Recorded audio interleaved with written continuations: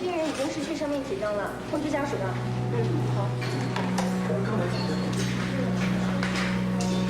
去世了。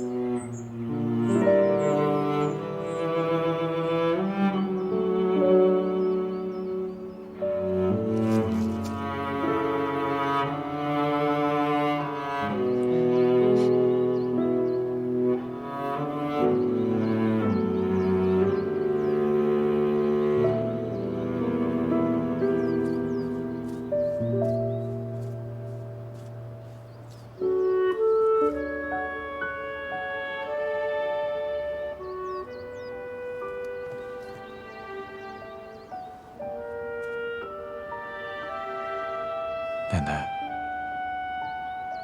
旗袍做好了。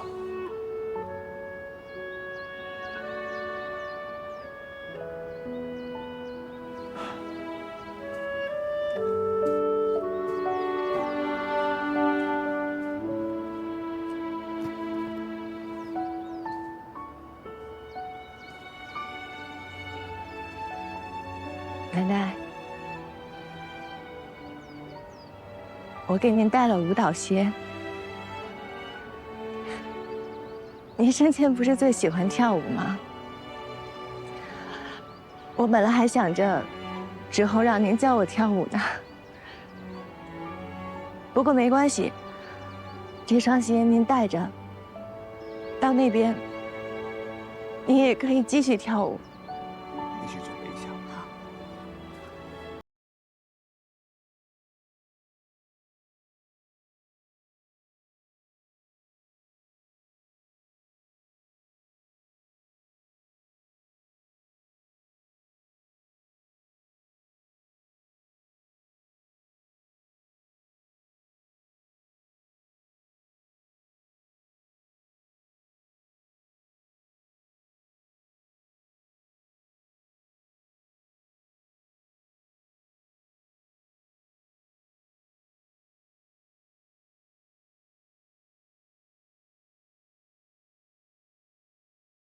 在这里，千万不要悲伤，让我们热热闹闹的送奶奶最后一程。刘小姐，陈女士有一些话让我跟大家说。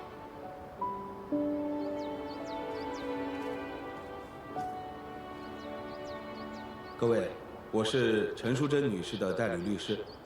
陈淑贞女士作为今天的主角，也有一些话想跟大家说。她生前录制了一段视频交给我，希望在将来的葬礼上，能以这种形式，与大家做最后的告别。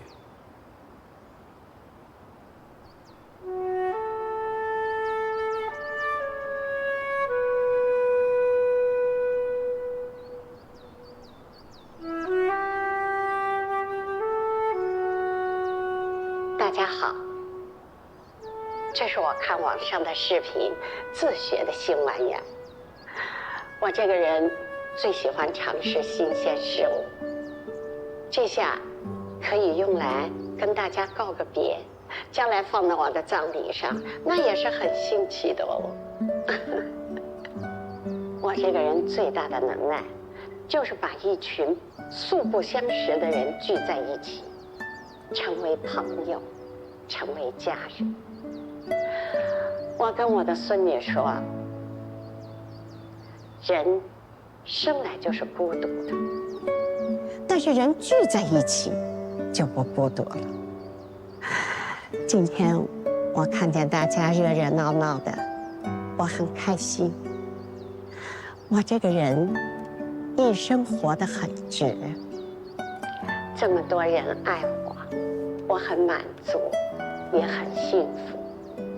但是天下没有不散的宴席，终究我也是要走的。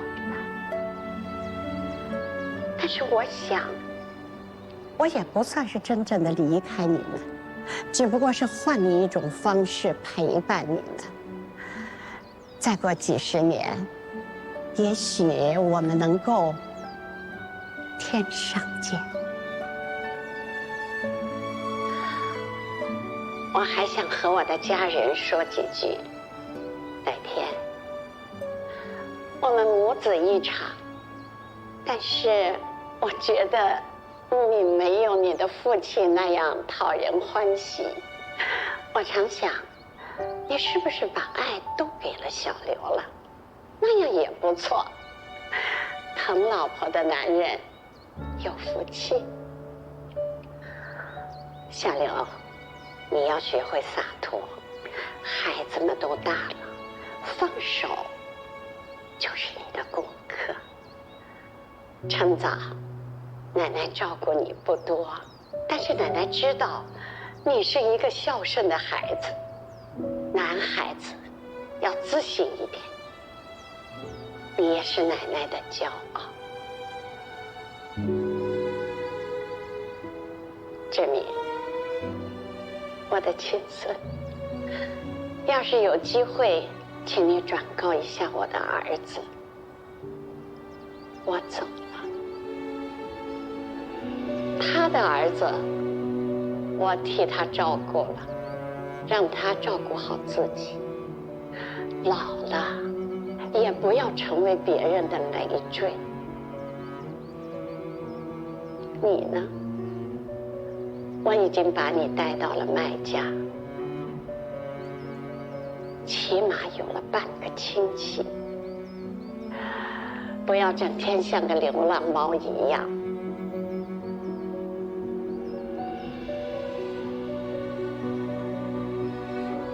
让人不放心。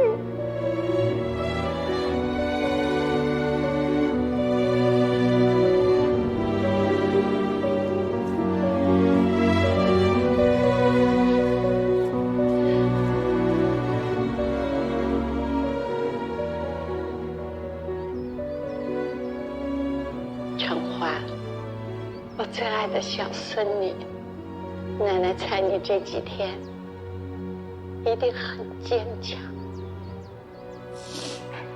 一定连觉都没有睡，一定把奶奶的葬礼办得很好，把家人安排得很好，就连志明，你都一并安慰。奶奶一直教你要坚持独立，只有独立才能放大选择权。你学得很好，奶奶非常欣慰。奶奶没什么可教你的，但是奶奶还有几句话要叮嘱你：人一辈子不依靠别人，是一件了不起的事情，也是一件很辛苦的事情。所以累了的时候就要歇一歇，想哭也不要紧，要善待自己，要爱护自己。奶奶呢，永远是你的树洞，任何时候、任何地点，奶奶都跟你在一起，保佑着你。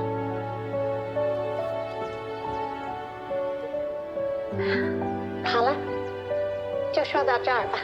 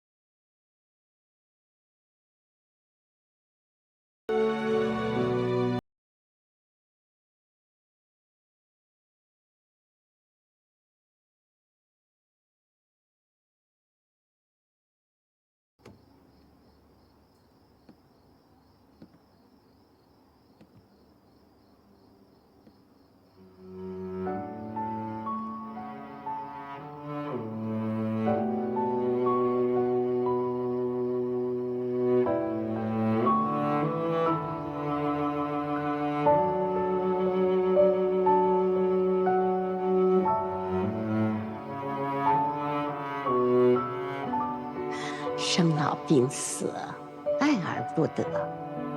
人这一辈子长着呢，失恋了，就当是出门摔了个跟头，别对自己失望，也别让瞧不起自己的人得意。我们不怕哭鼻子，但是要哭得值得。疼过了，哭过了，爬起来不就好了吗？你放心，你的身后有奶奶。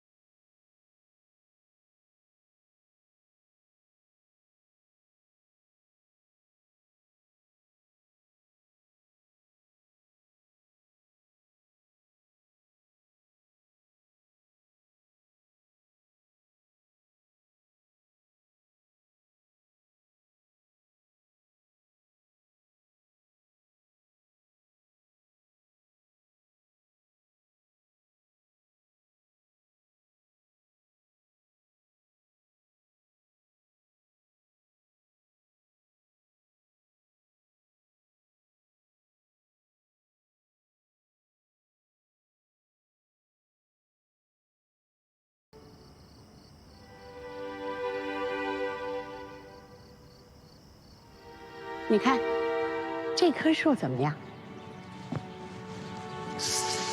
长得有点奇怪。这棵树，那是你走的那年春天，你哭着拉着我一起种的。你看，现在都长这么高了。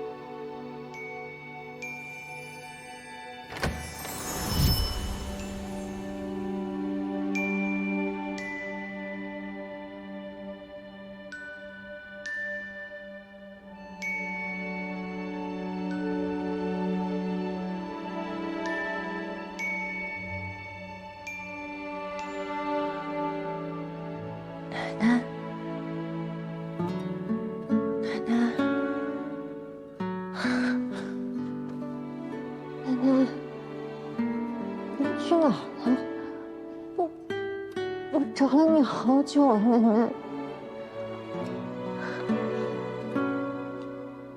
奶奶。奶奶啊，是专门来跟你说再见。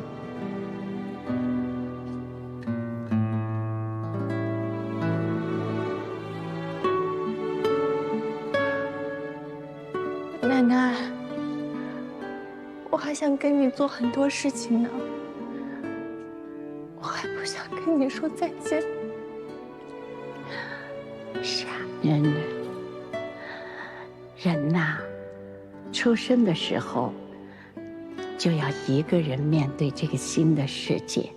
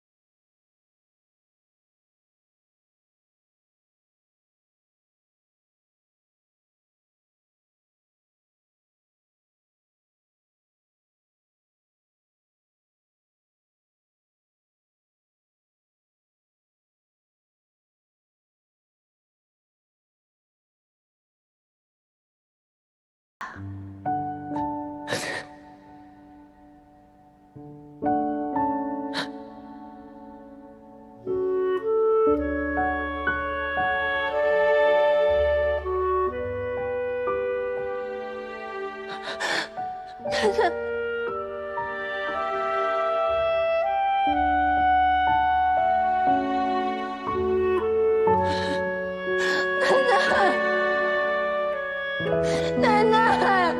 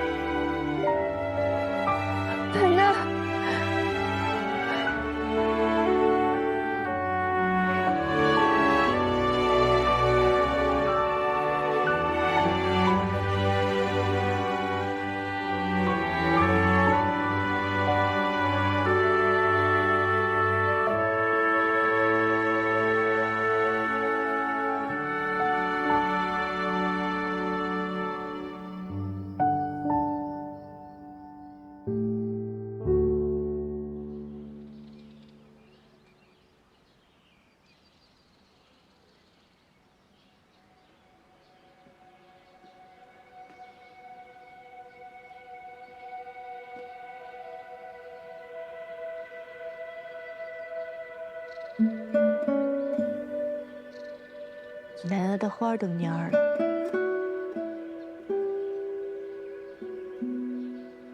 麦承欢，谢谢你办的告别仪式，让奶奶体体面面的。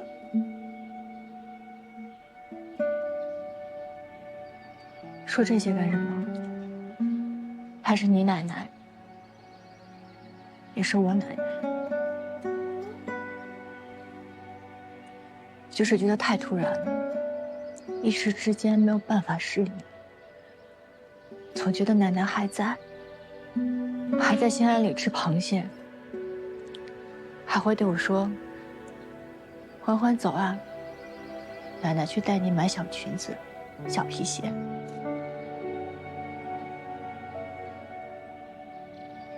做旗袍的时候，你说了一些奶奶的事。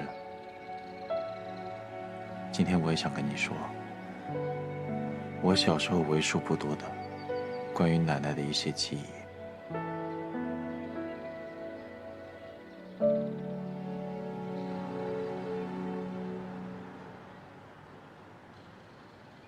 我7、8岁的时候，家里做生意失败破产，我爸没有钱还，就把我和我妈丢下就跑了。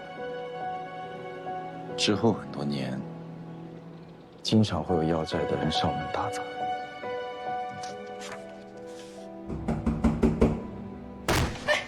你们有本事去找那个欠你们钱的畜生！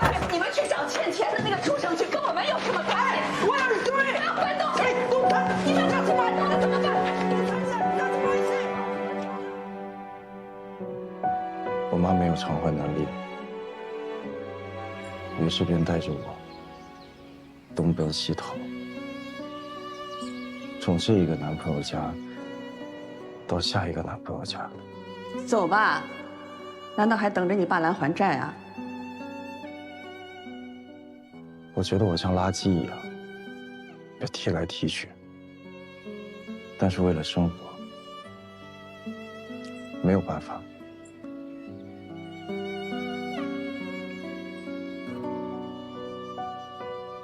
是奶奶在关键的时刻出现，拉了我一把。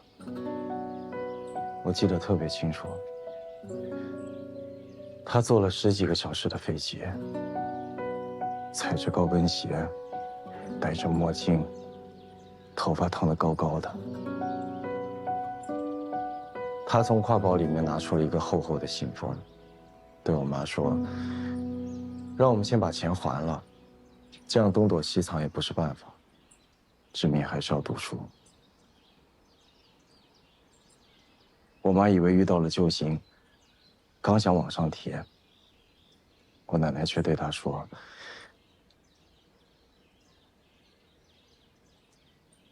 你应该知道我奶奶会说什么。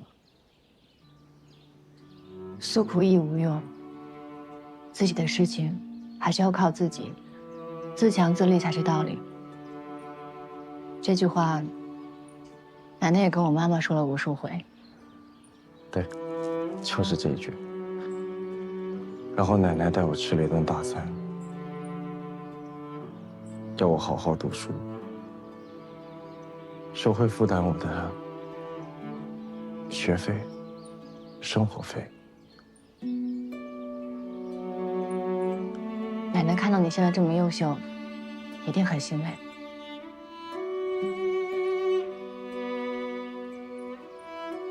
其实一直以来我是怪他的，我怪他为什么没有好好管教好儿子，怪他为什么明明有能力，却要看着我家一步一步走向深渊。那你现在心里还怨奶奶吗？以前是，但后来我想通了，如果不是奶奶当。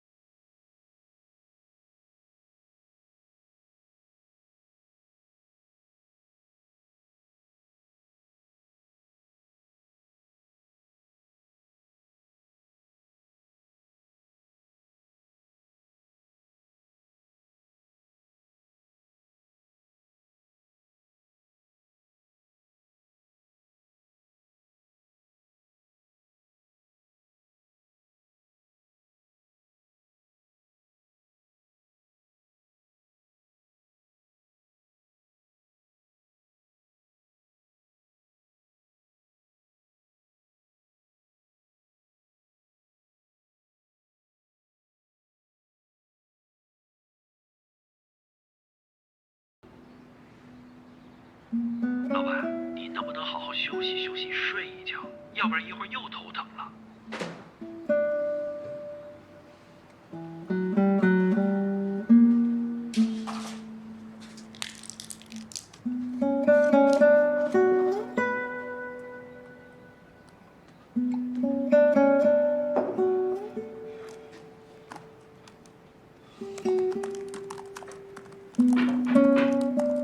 静。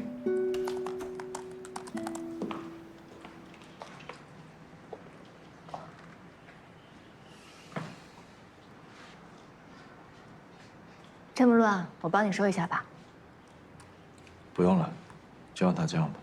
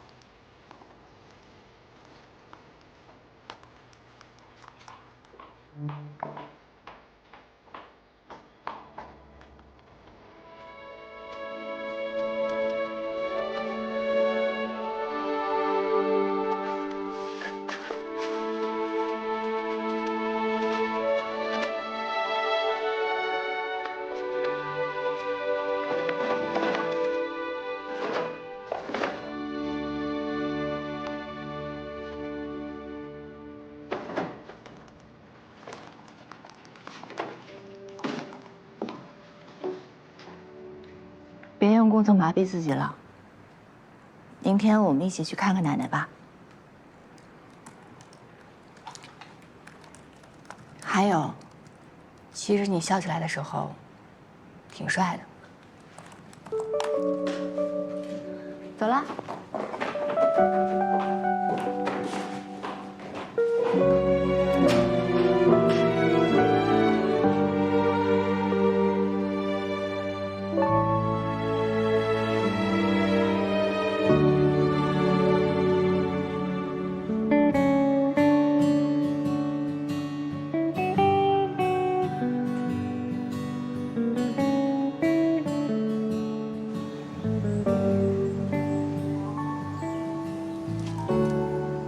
奶奶，我们来看您了，带的全都是您喜欢吃的点心，醉蟹、蝴蝶酥，是不是很开心啊？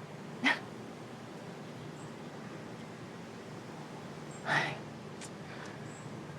你说你黑着一张脸，奶奶看到你这样子该生气了。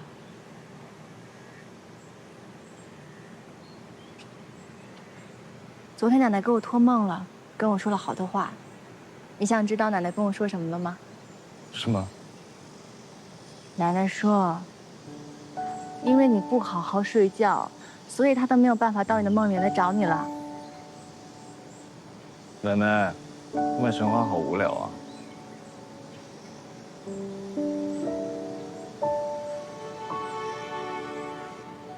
虽然奶奶离开你了，但是你还有我们。如果以后你想吃刺饭团、大排面，你就跟我说，我带你去。我跟你说啊，食疗很管用的。之前我很想奶奶，很难过的时候，我就半夜吃这些东西。我也不管发胖不发胖，最后就这样走出来了。陈欢，有件事我要告诉你。不好意思啊。没事。哎，你好。请问是麦成欢麦小姐吗？啊，对，您是？我是陈淑贞女士的代理律师，我们追思会上见过。啊，哦，请问您有什么事儿吗？啊，我有一份陈淑贞女士的遗嘱，需要您明天到我们律所来一趟。我吗？是的。哦，好的，谢谢啊。奶奶的律师跟我说，让我明天去一趟律所，是关于奶奶遗嘱的事情。这种事情喊你就行了，干嘛要叫上我啊？叫你不正常吗？你也是奶奶亲人啊。这么气定神闲的，难道不怕奶奶把好东西留给我啊？奶奶这么爱你，留给你也是应该的。你刚刚说有事要跟我说，什么事啊？要不，咱们等明天去完律所去吃个饭，我再告诉你。多大点事儿还卖关子？行吧。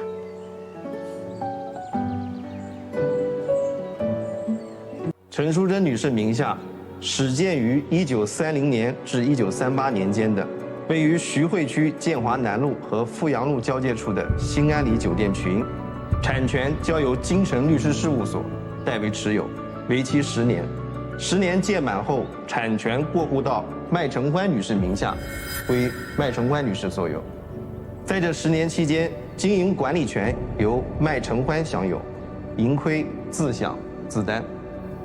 麦小姐，陈淑贞女士让我律所代持的新安里的产权期限为10年，10年后产权过户到您名下，所以您现在全权享有新安里花园酒店的经营管理权。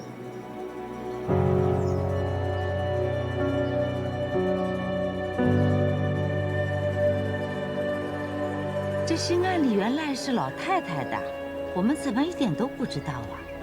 她怎么给了欢欢了呢？这还有一封信是留给姚先生的，请您帮我转交一下。那你还要跟他表白吗？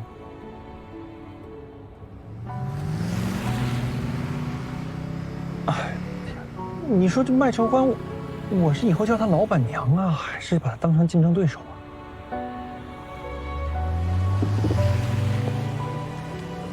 老板，你先冷静一下吧。天要下雨，娘要嫁人呢，这种事情不接受也得接受啊。咱俩去放松一下，啊。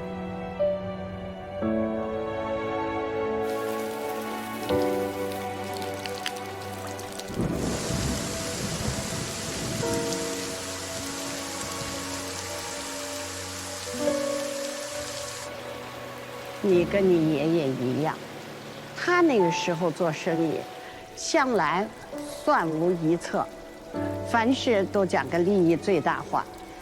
我觉得做人跟做菜一样，如果只盯着结果，急功近利，菜没了温度，最终食客吃下肚子里，不会真心买单的。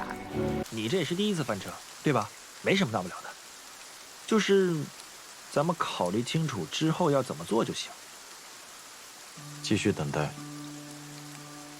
等。既然抛错了杆，那就再抛一次。麦承欢是我抛杆的参照物，我要想办法把他手里的新安里拿回来。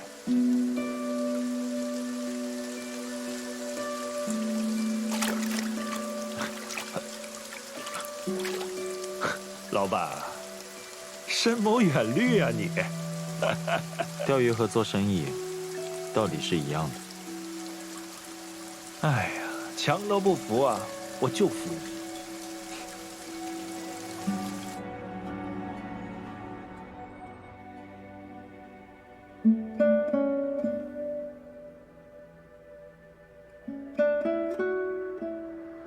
别用工作麻痹自己了。明天我们一起去看看奶奶吧。其实你笑起来的时候，挺帅的。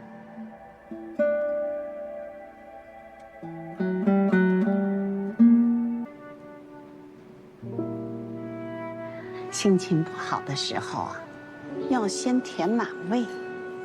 我们是泛泛之交。那我就蹭蹭奶奶的饭啦。努力，不一定马上能看得见回报，但是不要气馁，因为不知道哪一天，你的福报就来了。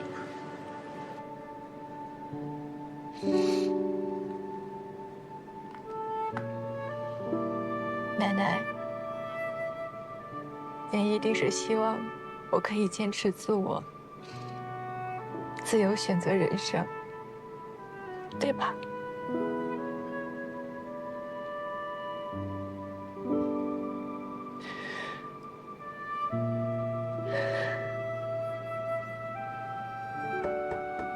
承欢，你在里面吗？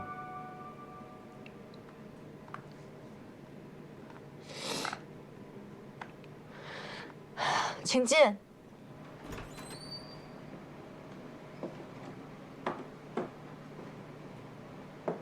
承欢，我想跟你聊一下。好啊。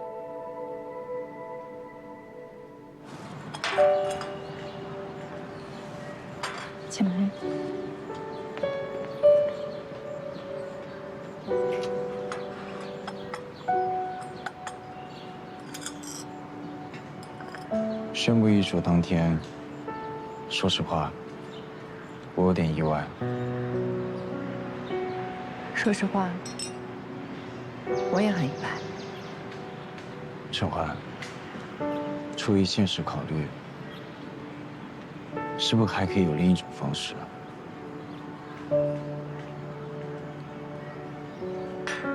我们交换遗产，你们一家人安心住在朗阳坊，过幸福生活。我接手新安里，保证新安里稳步度过目前的状况。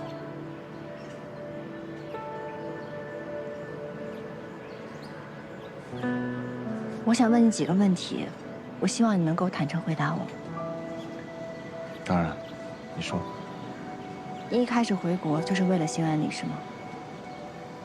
是。上次去山里旅行，你也是为了说服奶奶把新安里交给你管理。是。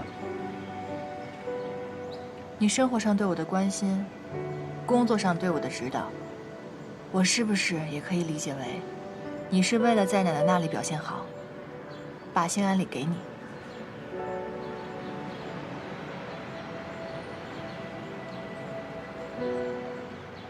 开始是，后来不是。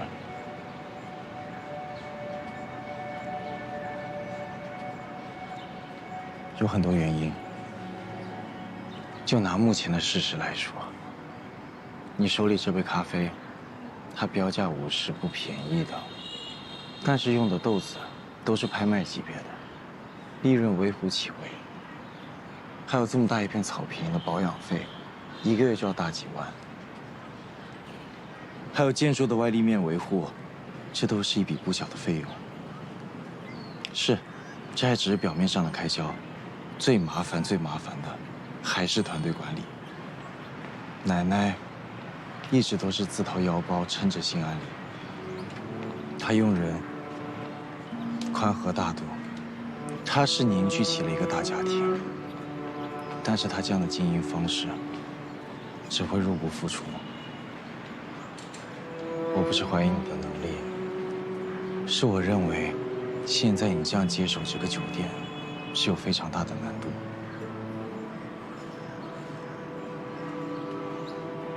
你说的都有道理，但是你有没有想过，即便是这样，奶奶还是把新安里交给了我，这是为什么呢？我想过。但我不知道为什么。那天在墓地，你说要约我一起吃饭，也是跟新安里有关吗？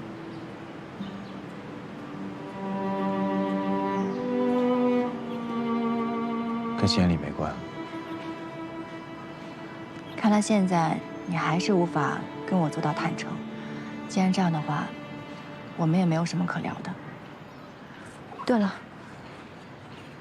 这是宣布遗嘱当天奶奶给你的信，你当时走得太匆忙了，没来得及给你，你好好看看吧。那我先去忙了。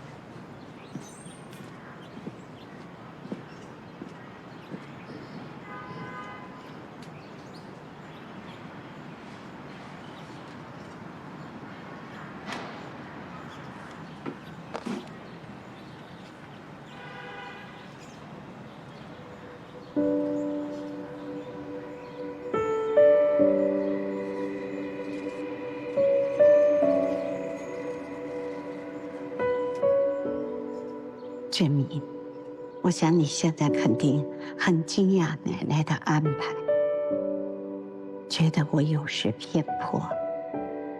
事实上，在奶奶的心目中，你们都是一样重要的。陈欢勤奋上进，人生却总是缺一个证明自己的机会。你的事业，我从不担心。但你从小出国，尝遍了人情冷暖、世态炎凉，我时常痛心与你交集少，关心不够。所以，我选择把新安里的管理权交给他，而把老房子留给你。奶奶没有想着锦上添花，只是想补足你们各自的遗憾。奶奶希望你不要像无根浮萍，只懂得趋利避害，要晓得人与人之间最重要的是一个情字，这样的人生才有温度，有滋味。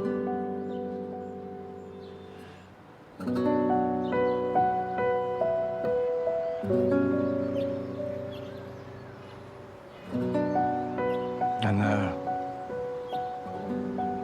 你可真是给我出了一道难题。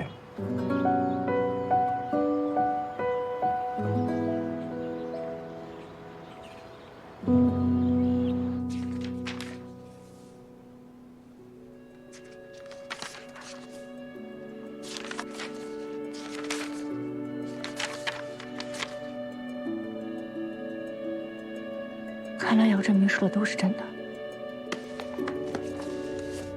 兴安里的经营状况确实不乐观。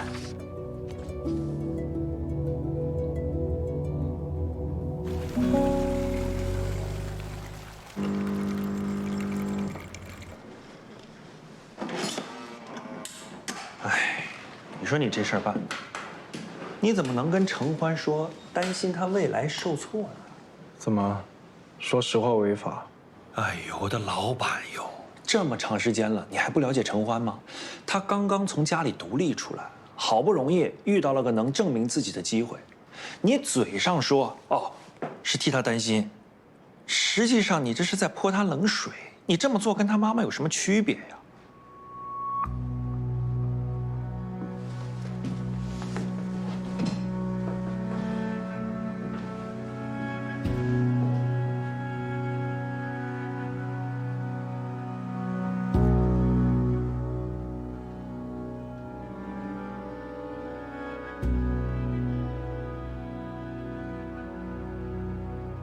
小邹啊，哎，你说 Eric 现在像不像只热锅上的蚂蚁呀？我以前觉得姚总，他是一个只讲利益而且杀伐果断的人，但是他最近好像是变了，变得有一些瞻前顾后了。我真是小看老麦家这个女儿了，还挺有能耐的。把老太太搞定了，把姚志明搞定了，可是要搞定兴安里，他还嫩了点儿。张总，您少喝点酒。那这事儿咱们是不是？